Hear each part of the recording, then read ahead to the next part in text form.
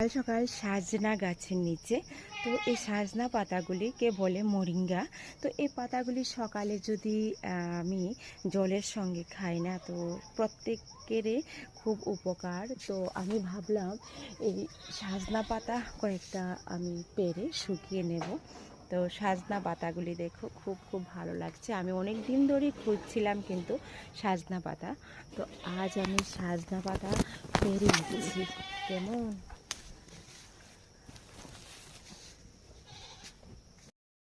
নেই সাজনা পাতা দেখো, গরু খা খা খা খা খাইবি নি, খা।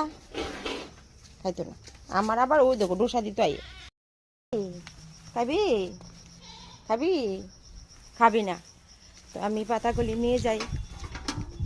সাজনা পাতা খুব উপকার, এটাকে বলে মোরিঙ্গা, বুঝেছো? সকালে গরম জলের সঙ্গে যদি খেতে পারো খুব ভালো হয়।